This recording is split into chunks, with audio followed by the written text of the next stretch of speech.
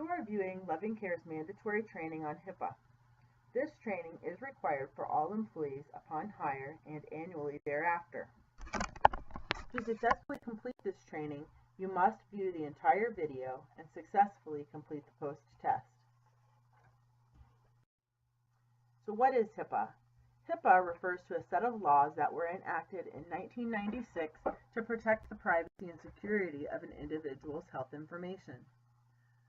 The privacy rule deals with the privacy and confidentiality of patient information, or in other words, what you say to someone else about the patient. The security rule deals with the security of information, or in other words, making sure that the electronic information that is on your tablet doesn't fall into the wrong hands, or that paper information that you have doesn't fall into the wrong hands. And the HITECH Act, which strengthens penalties for violations and how to deal with breaches. Individuals, organizations, and agencies that meet the definition of a covered entity under HIPAA must comply with the rules requirement to protect the privacy and security of health information and must provide individuals with certain rights with respect to their health information. Some individuals who are required to follow HIPAA rules would include Loving Care employees, Loving Care volunteers, Loving Care's business associates, and Loving Care students.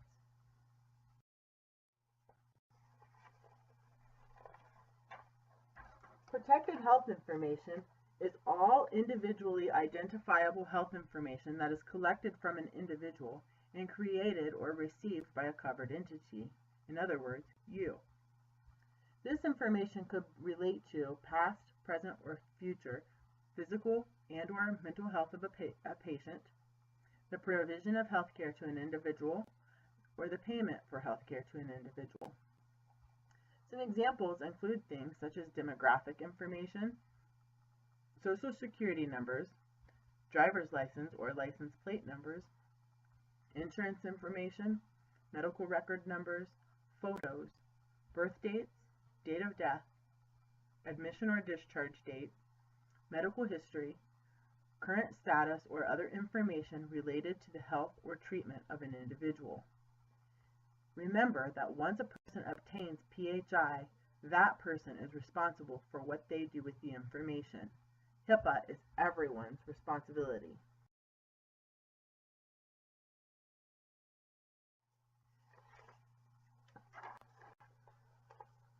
Some permitted uses of PHI.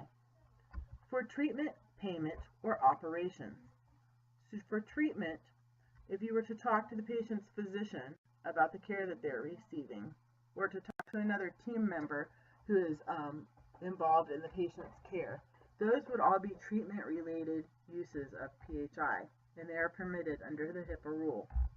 For payment for payment purposes, this would include speaking to someone at the insurance company to get authorizations for the care that we're providing. And finally, operations. A good example of operations would be participation in our QAPI program. Another use that is permitted under HIPAA for using PHI would be with an authorization. So if the patient authorizes us to speak to other individuals, then that allows us to do so. This makes it very important to ensure that you are thoughtful when you complete the HIPAA authorization at start of care, and that you make sure that you keep it updated whenever it is necessary. You can release PHI with an opportunity to object. So if you come to visit the patient and the patient's daughter is visiting, and the patient doesn't tell you that she doesn't want you to speak in front of her daughter, then you can assume that it is okay to do so. However, we also want to consider customer service. So it is important to always ask the patient in that situation if it is okay to speak in front of the daughter prior to doing it. In emergency situations, this would be a situation where we needed to call 911. We would be permitted to speak with the dispatcher and the EMS personnel when they arrived. Disclosures required by law, such as reports to Adult Protective Services or Children's Services. And keep in mind that in all uses and disclosure, you must only provide the minimum amount of information that is necessary to get the job done. More is not better in this situation. Despite our best efforts, there may be a time when the HIPAA rules are broken. A privacy breach is any unauthorized acquisition, access, use, or disclosure of protected health information. Some common breaches would include theft. Your car got broken into and you left your paperwork in the car that had your patient's name on it. That would be a theft breach. Loss of electronic media or paper records containing PHI. Unauthorized access to, use, or disclosure of PHI. So some examples of this would be, you know that your neighbor is a patient of ours, but you're not directly providing care to them, but you go into our computer system and look at your patient or your neighbor's medical records, even though you're not participating in their care. That would be a breach of HIPAA and is an unauthorized access of the information. Another example of this would be a disclosure of protected health information to someone.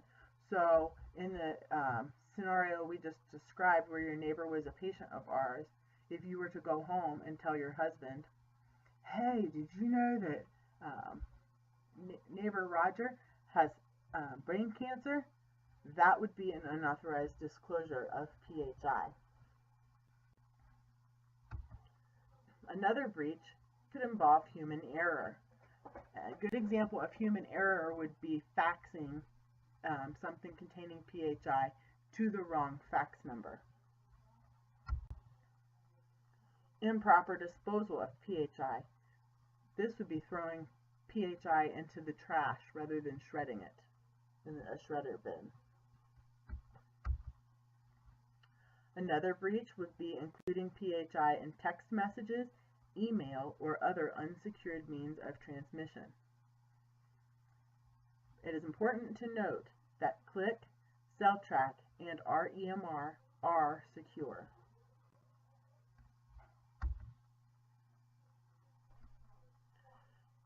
All breaches, whether actual or suspected, must be reported to Barb Dixon, who is Loving Care's HIPAA compliance officer, within 24 hours.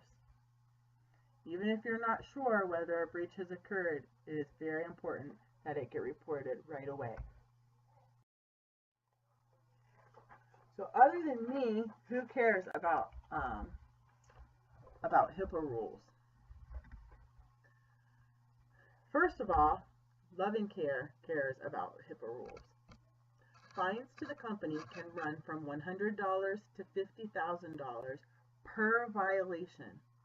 This can add up quickly.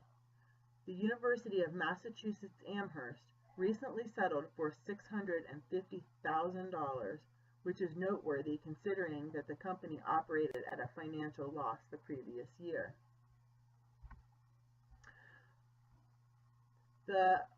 Other than Loving Care, there are criminal penalties that can also be given. Some people that enforce HIPAA laws are the Office of Civil Rights, the Department of Justice, the FBI, state and local authorities. And criminal penalties to the individual, so this is you, could range from $50,000 to $250,000 and could include 1 to 10 years in prison. In addition to Loving Care and the governing bodies that oversee HIPAA, professional boards can also sanction license holders, including revocation of licenses. The Board of Nursing states that a registered nurse shall maintain the confidentiality of patient information. The registered nurse shall communicate patient information with other members of the healthcare team for healthcare purposes only, shall access patient information only for purposes of patient care or for otherwise fulfilling the nurse's assigned job responsibilities, and shall not disseminate patient information for purposes other than patient care or for otherwise fulfilling the nurse's assigned job responsibilities through social media, texting, emailing, or any other form of communication. And this is repeated verbatim in the LPN section. For physical and occupational therapists, information relating to the therapist-patient relationship is confidential. This is out of your Practice Act. Information relating to the therapist-patient relationship is confidential and may not be communicated to a third party not involved in the patient's care without prior written consent of the patient or the patient's representative, or unless otherwise authorized by law. And for our speech therapists, your board says that licensees shall maintain records and keep confidentiality of the persons served. So, in summary, HIPAA violations can result in disciplinary action by your employer, can result in fines to the company and or fines and jail time for you, or professional disciplinary action for you.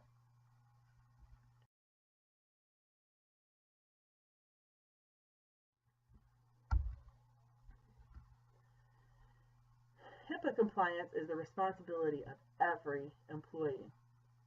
Employees are expected to know and adhere to the privacy rules at all times, not just during work hours. This expectation is the law and is also the expectation of your professional board. Living Care has a Notice of Privacy Practices. This is a document that we are required to give our patients. It describes the ways that we may use the patient's PHI. It must be given to the patient prior to providing any services to the patient. It is also located on our website at www.lovingcare.us. Loving Care also has workstation safeguard policies. Let's review some of these policies. Procedures to be followed for all workstations regardless of location. So this is for all employees, whether you work in the office or whether you work remotely. Computers must have the screensaver set to log out after 10 minutes of inactivity. Employees must log out of the computer anytime they walk away from their workstation. A password is required to log in when the computer is turned on or at any time that the screensaver is activated. Computer screens should be positioned away from windows and high traffic areas. iPad and tablet screens should be positioned in such a way that unauthorized patients or parties cannot view the screen. iPad and tablet screens should be turned off when the staff member is not accessing or entering data into the device. All iPads and tablets require a PIN or a password whenever the screen is turned on. When conducting in-person or telephone conversations, staff must ensure that PHI is not discussed in the proximity of an unauthorized person. This includes when you're speaking to physicians. Let's next discuss some procedures that are specific to workstations that are located in Loving Care office spaces that cannot be secured with locked doors. PHI should not be left unattended in unsecured areas, on desktops, cabinets, or counters which cannot be locked. All PHI left unattended in these areas must be secured in a locked drawer or cabinet. Documents containing PHI which need to be disposed of should be placed in a locked shredder bin. Some procedures specific to workstations located in Loving Care office spaces which can be secured with locked doors. The office space must be locked anytime PHI is left unattended. The use of shredding buckets is permitted if it is clearly marked that it is for shredding only. These buckets must be emptied regularly and must be emptied prior to access to the office by cleaning staff or volunteers. Finally, procedures specific to remote workstations. This would include patient homes, nursing homes, your home, etc. All PHI and paper format removed from loving care offices must be transported in a locked document carrier bag. Only PHI for the patient currently being visited should be carried into the home or workspace. Computer screens, iPad tablet screens, and smartphone screens should be turned off when not in use by the employee. This includes any time the employee is doing a task other than accessing or entering data into the device. Conversations must be conducted in such a way that other individuals in the vicinity are not able to overhear the conversation. This may include stepping into another room, stepping outside the home or workspace, or returning to the employee's vehicle.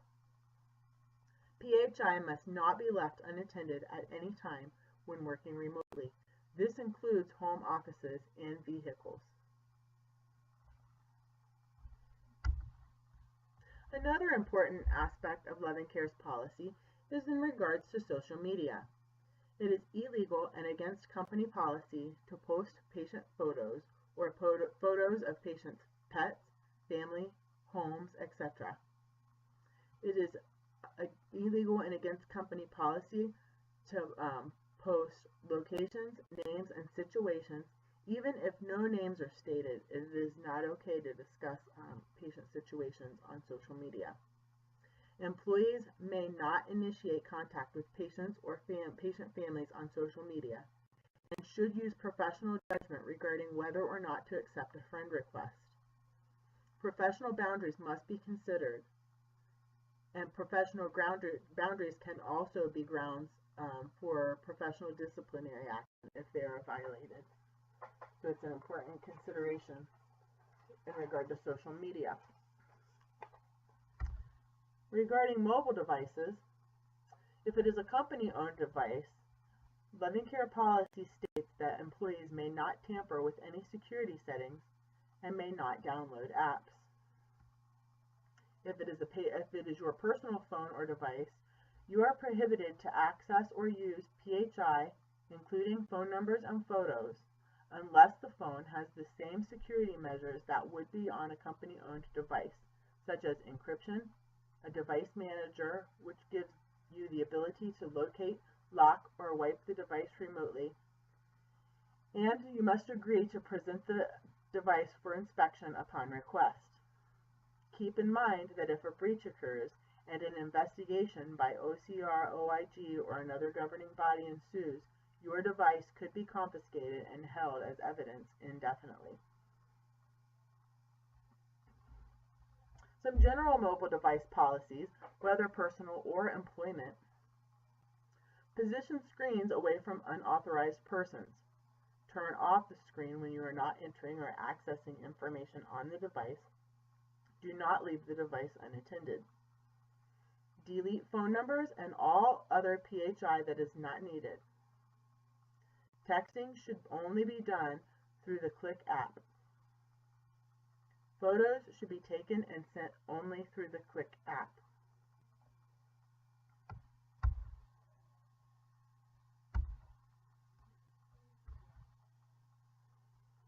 Requests for medical records. Anytime someone requests records on a patient, let the HIPAA compliance officer know as soon as possible. For if the patient requests records, we only have a set time to provide the records to them.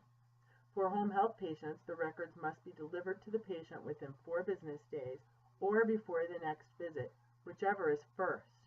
This means record requests must be handled immediately. Some example of medical records requests that are not often thought to need approval, but that do need approval, would be FMLA requests, continuity of care requests, or requests about deceased individuals.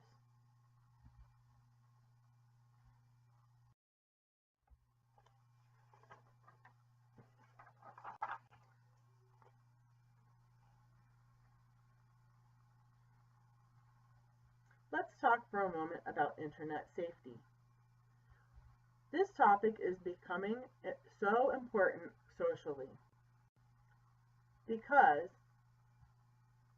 threats on the internet are a profitable business. Security breaches are often intentional criminal acts, and malicious software is becoming even more advanced. So why is this topic important when we're talking about HIPAA?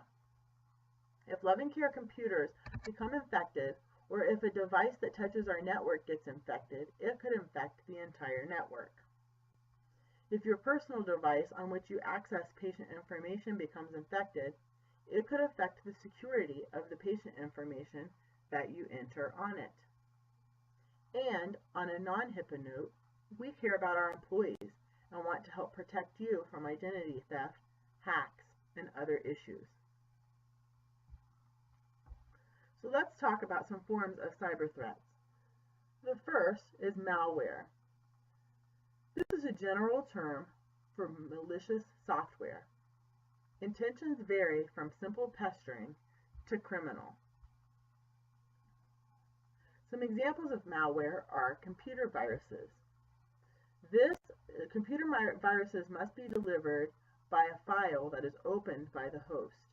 The infected file then spreads and damages the system. Another kind of malware is a worm. Worms do not require an infected host file or an interaction to spread. And finally, Trojan horses. The Trojan horses do not cause damage themselves, but they get in the system, and then they alert bots and other malware to the vulnerability in your system so that they can get in and attack.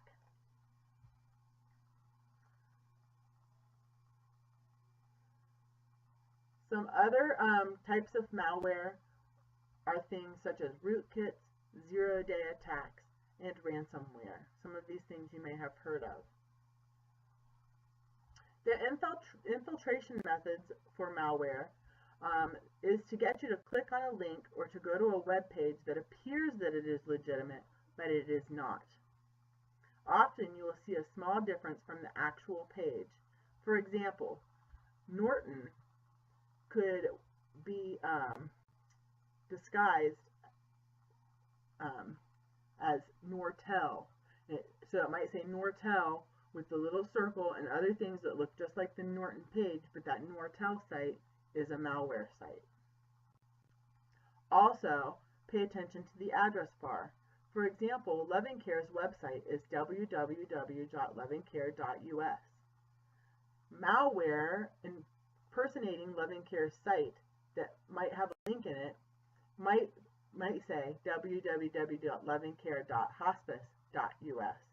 So it's just a subtle difference, but they could be taking you to a malware site.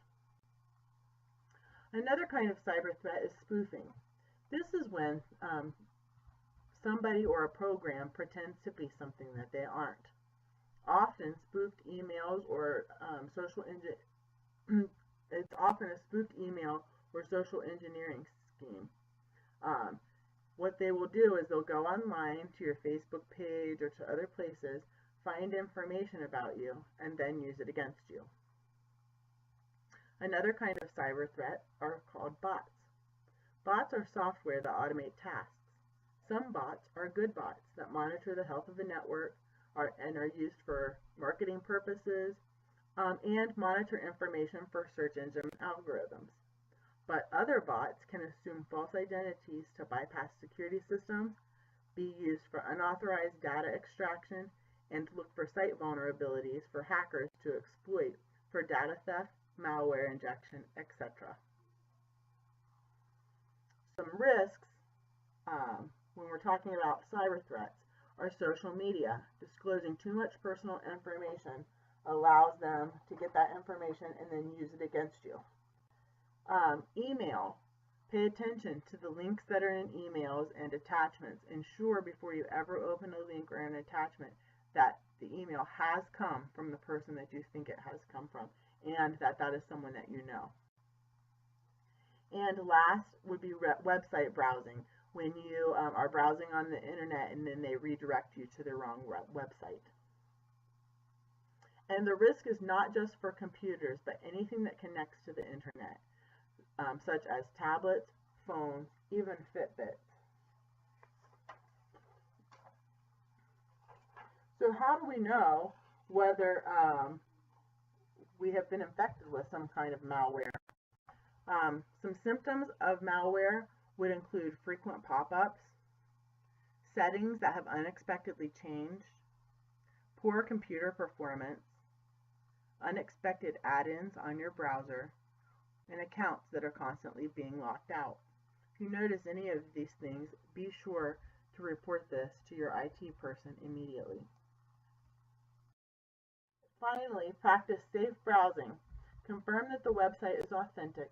Look for the lock in the toolbar before you enter information, even if it says HTTPS.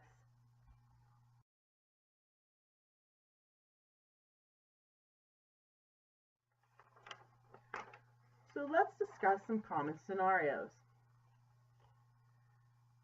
that you will encounter when you're out in the field. When the aide approaches the apartment building where her patient lives, a neighbor walks up and asks how the patient is doing. How should she respond? The best answer would be to say, "You should stop by and see him sometime. I'm sure he would love to fill you in."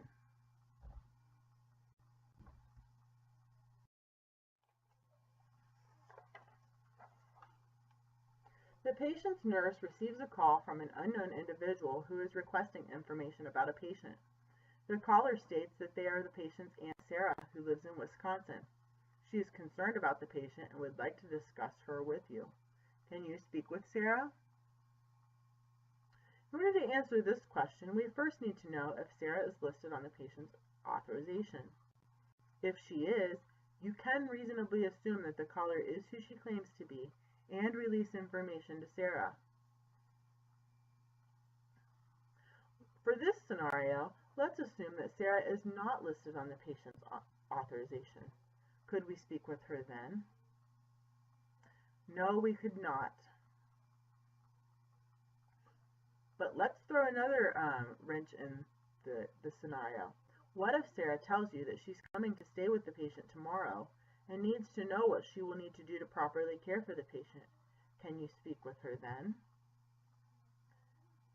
No, we would still not be able to speak with Sarah because we would not be able to verify her identity. But we do have some options.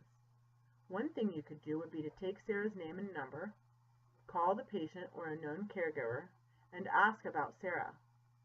If the patient or caregiver can verify the information that Sarah provided, then it could be okay to speak with her.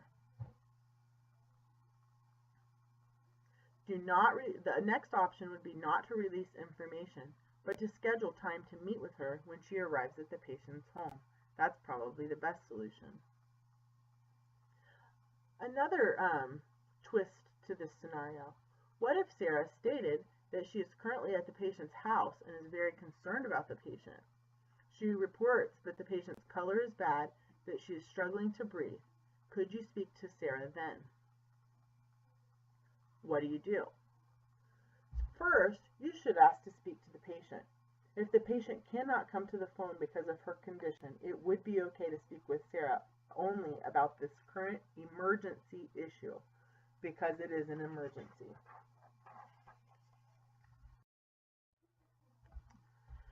The next scenario.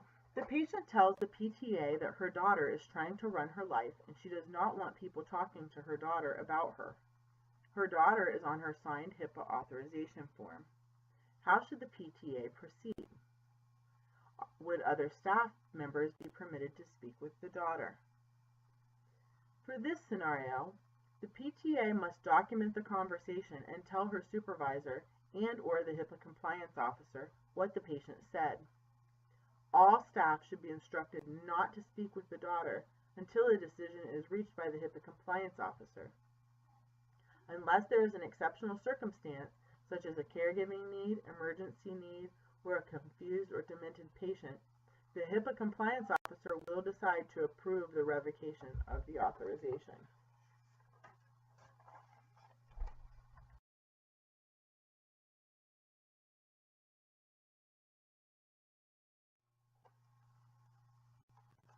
The next scenario. The patient tells the social worker that she is hard of hearing and that she wants staff to call her daughter's cell instead of the patient's home phone because she is not able to hear when she tries to talk on the phone. Is this permitted?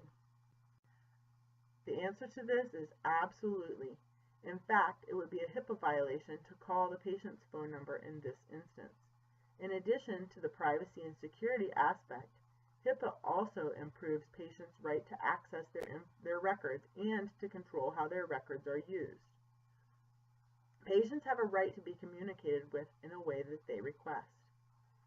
It would be important to make sure that you document this in the medical record and inform other staff members that they are only to call her daughter. On this note, what if a patient wants to communicate by text or by unencrypted email?